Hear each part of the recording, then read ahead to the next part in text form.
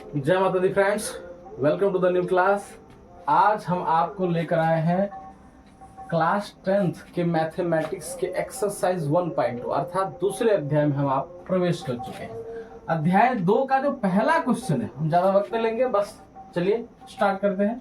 पहला क्वेश्चन जो हमारा है वो कहता है कि निम्नलिखित संख्याओं को अभाज्य गुणनखंडों के गुणनफल के रूप में व्यक्त कीजिए। ठीक है, हमें कुछ संख्या दी गई है, हमें करना क्या है, इसको करना है अभाज्य गुणनखंडों के गुणनफल के रूप में। गुणनफल मतलब गुणा के रूप में लिखना है। ठीक है, किस रूप में? अभाज्य गुणनखंडों के गुणनफल के रूप में। अर्थात हम इसको गुणा के रूप में लिखेंगे तो, लेकिन उसमें जो संख्याएं होगी वो अभाज्य होगी। क्या होगी? तो आप भाज्य अभाज्य को समझ लीजिए। मैंने बताया है इससे पहले भी, नहीं आता है तो जाके क्लास देखिए, क्योंकि हर क्लास में एक ही चीज नहीं बताया जाएगा। ठीक है, तो फिर प्रॉब्लम हो जाएगी, फिर तो उसी में हम उलझ जाएंगे, क्योंकि ये छोटी छोटी चीजें बहुत बड़ी है, इसमें बहुत समय लगता है समझने में। तो ये चीज आपको आनी चाहिए। फिर भी मैं आपको बता दूं, अभाज्य मतलब ऐसी संख्या जो एक और स्वयं के अलावा, यानी एक और खुद के अलावा किसी और से नहीं कट रही हो। ठीक है, अर्थात जैसे कोई संख्या हमारे पास, मान लीजिए ये तो बड़ी बड़ी संख्या है, हम छोटी संख्या ले लेते हैं। फॉर एग्जाम्पल 15 ले लेते हैं। ठीक है, चलिए 20 ले लेते हैं। तो 20 को हम गुना में क्या लिख सकते हैं? 10 गुणे 2 भी लिख सकते हैं, क्योंकि 10 दूनी 20 होते हैं। ये भी गुणनफल के रूप में हुआ। लेकिन ये देखिए, क्या 10 और 2 एक और खुद के अलावा किसी से नहीं कटेगा? जैसे 2 एक और 2 के अलावा तो किसी से नहीं कटेगा, चलो ये तो हो गया। लेकिन 10 को देख लीजिए, 1 और 10 के अलावा किसी से विभाजित होगा या नहीं होगा? होगा। 2 से होगा, 5 से होगा। इसका मतलब ये अभाज्य संख्या नहीं है। हमारा जो टारगेट है क्वेश्चन का, वो कह रहा है कि निम्नलिखित संख्याओं को अभाज्य गुणनखंडों के गुणनफल के रूप में लिखना है। अर्थात गुणनफल के रूप में तो लिखना है, इसको गुना करके लिखना है। जैसे 20 को हम 10 गुने 2 लिख सकते हैं। ठीक है, 5 गुने 4 लिख सकते हैं, तो गुणनफल हो गया। लेकिन कैसा गुणनफल होना चाहिए? तो वो होना चाहिए अभाज्य गुणनखंड होना चाहिए। अर्थात जो भी हमने गुणनखंड के रूप में लिखा है वो सारी संख्या एक अभाज्य संख्या होनी चाहिए, यानी वो और नहीं टूटनी चाहिए। सबसे सिंपलेस्ट फॉर्म होना चाहिए उसका। जैसे यहाँ 5 तो अभाज्य संख्या, क्योंकि किसी से नहीं कटेगा। लेकिन 4 तो 2 से डिवाइड हो रहा है, इसका मतलब गुणनफल तो है, ये तो है। ठीक है, लेकिन जो कंप्लीट हमारा डिमांड है उसे पूरा नहीं कर रही है, अभाज्य गुणनखंड।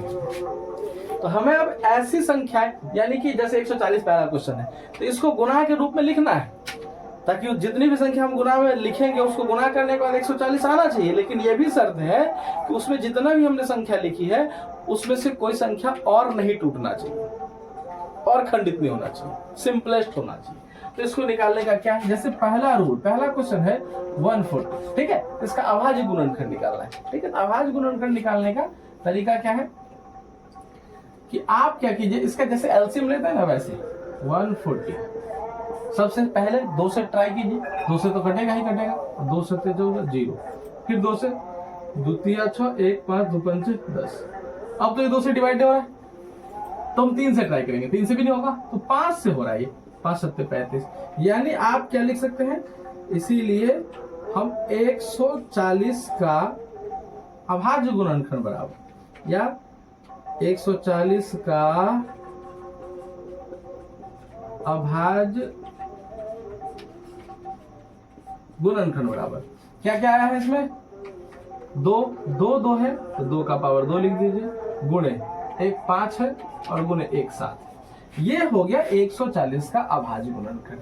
क्योंकि हम और ज्यादा इसको नहीं तोड़, जैसे 2 को और छोटा नहीं कर सकते, 5 को नहीं तोड़ सकते, 7 को नहीं तोड़ सकते, और इस सबको जो मल्टीप्लाई करेंगे तो हमारा रिजल्ट 140 आएगा। तो यही हो गया इसका अभाज्य गुणनखंड के रूप में गुणनफल। ठीक है, उसी तरह जैसे 156 है, दूसरा क्वेश्चन 156। ठीक है, तो हम लिखेंगे इसीलिए 156 का अभाज्य गुणनखंड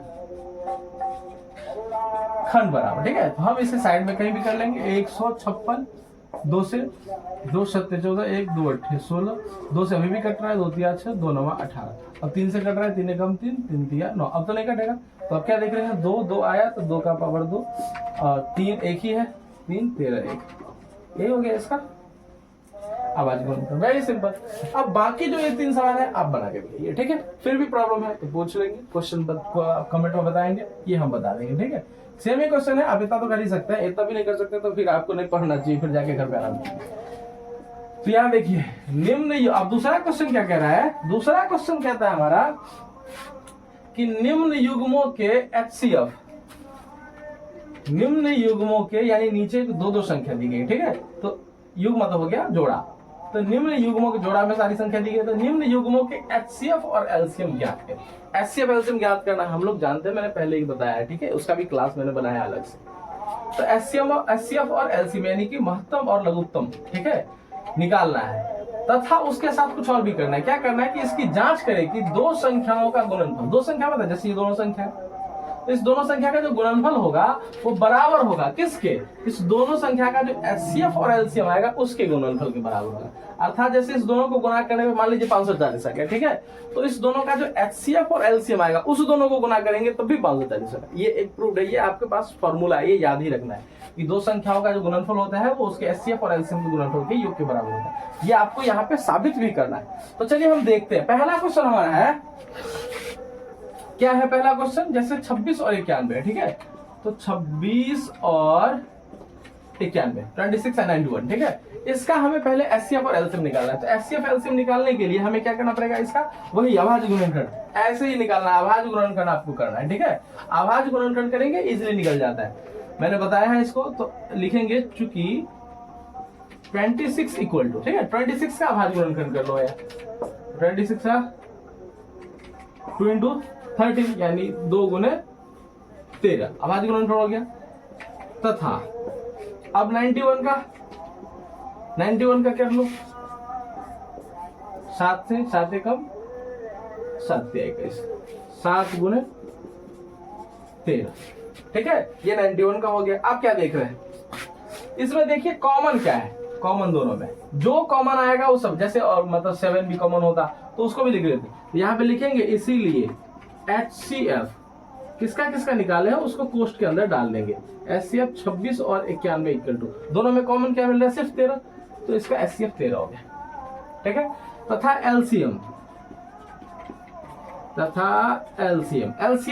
26 और 91 इक्वल टू, तो एलसीएम में क्या होता है, जो कॉमन मिल रहा है उसमें, जैसे अभी मैंने लिखा था यहाँ पे देखिए, इस दोनों का अगर एलसीएम निकालना होता तो इसमें कॉमन क्या मिल रहा है, 2 और 2, उसमें देखना है कि ज्यादा पावर किसका है, तो इसमें तो दोनों का दो ही पावर है, तो किसी को ले सकते हैं, तो 2 का पावर 2 ले लेते हैं, ठीक है। और कौन कॉमन मिल रहा है, कुछ नहीं मिल रहा है, तो जो नहीं मिल रहा है वो सबको गुना में लिख देते हैं, ये 3 गुणे ये 5 गुणे 7 ये और गुणे 13, गुना करके जो आएगा वो एलसीएम हो जाएगा इस दोनों का, ठीक है। तो एचसीएफ के समय क्या होता है, जो कॉमन मिल रहा है उसी को लिखेंगे, और एलसीएम के समय क्या होता है, जो कॉमन मिल रहा है उसमें ज्यादा पावर किसका है वो लिख लेंगे, और जो कॉमन नहीं मिल रहा है उस सबको गुना में लिख देंगे, जो रिजल्ट आएगा वो एलसीएम होगा, ठीक है। इसको ध्यान रखिएगा, इसके लिए मैंने अलग से भी क्लास दिया है, उसको देख सकते हैं आप, ठीक है, इसलिए मैं ज्यादा बहस इस पे नहीं कर रहा हूँ अभी। तो यहाँ पे एचसीएफ फिर भी मैंने बताया, एलसीएम एचसीएफ क्या होगा, जो कॉमन आएगा, एलसीएम में क्या होगा, जो कॉमन होगा उसका जो हाईएस्ट पावर होगा, ज्यादा पावर वाला को लिखेंगे, कम पावर वाला को नहीं लिखेंगे, ठीक है, और जो कॉमन नहीं है उस सबको गुना में कर देंगे, वो जो रिजल्ट आएगा वो एलसीएम होगा। तो यहाँ पे देखिए कॉमन 13 है तो उसका 1 ही आएगा, और गुणे जो नहीं मिल रहा है उसको भी लिखना है, 2 नहीं मिल रहा है 2 भी, और गुणे ये 7, अब इसको गुना कर लीजिए, ठीक है, 13 दूना 26, 26 को 7 से गुना करो, देखो 26 को 7 से गुना, 7 6 42 और 7 दूना 14 और 4 18, 182, ठीक है, 182 हमारे पास आ गया। अब हमें साबित क्या करना था कि जो दो संख्या थी हमारे पास 26 91, इसको गुना करने पर जितना आएगा उतना ही आएगा इसके एचसीएफ यानी 13 और एलसीएम 182 को गुना करने पर, ठीक है। तो ट्राई करते हैं। अब चूंकि ए गुने बी, ए किसको मान लिया हमने, वो संख्या को, इसको मान लिया ए और इसको बी, तो चूंकि ए गुने बी बराबर, ए गुने कितना है 26 और इंटू 91, तो फाइंड आउट करो, 26 को 91 से मल्टीप्लाई, 6 एकम 6 6 9 54, ठीक है, 2 एकम 2 2 9 2 18, 6 6 8 5 13 2 23 66, ये हमारे पास आया 23 66।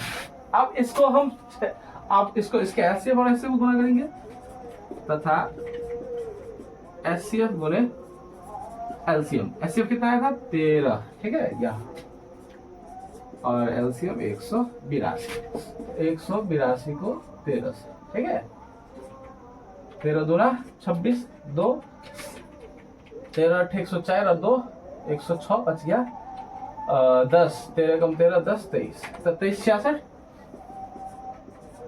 अब यहाँ देखिए, यहाँ भी तो एस सी आर सर, यहाँ भी तो एस सी आर आ रहा है ना, इसका मतलब ये सही है, हमने प्रमाणित कर दिया। यहाँ पे लिख सकते हैं, यहाँ पे लिखेंगे अतः ए गुने बी बराबर एच सी एफ गुने, यहाँ पे ऐसे लिखना है H C F A B, यानी ए बी का एच सी एफ गुने LCM A B, that's proved, हमने साबित कर दिया। ठीक है, यही चीज आपको दूसरे क्वेश्चन पे भी करना है, तीसरे क्वेश्चन पे भी करना है। ठीक है, no dot, I think no dot. ठीक है, दूसरा तीसरा क्वेश्चन आप खुद से बनाइए, अगर आपको डॉट है तो आप कमेंट बताइए, हम आपको बता देंगे। ठीक है, डॉट नहीं होना चाहिए, इसी प्रोसेस से सारे सवाल बनाने, ऐसे ही करना है। जो कॉमन है एचसीएफ में क्या करना है, जो कॉमन होगा वो एचसीएफ होगा, और एलसीएम में क्या करना है, जो कॉमन होगा उसमें जो ज्यादा पावर होगा उसको रखना है, कम पावर वाला को नहीं लिखना है। ठीक है, और जो कॉमन नहीं मिल रहा उस सबको लिख देना गुना में और गुना कर लेना। ठीक है, वो आपका एलसीएम हो जाएगा, बस ऐसे आप कर लेंगे। ठीक है, तो कैसा लगा क्लास आपको?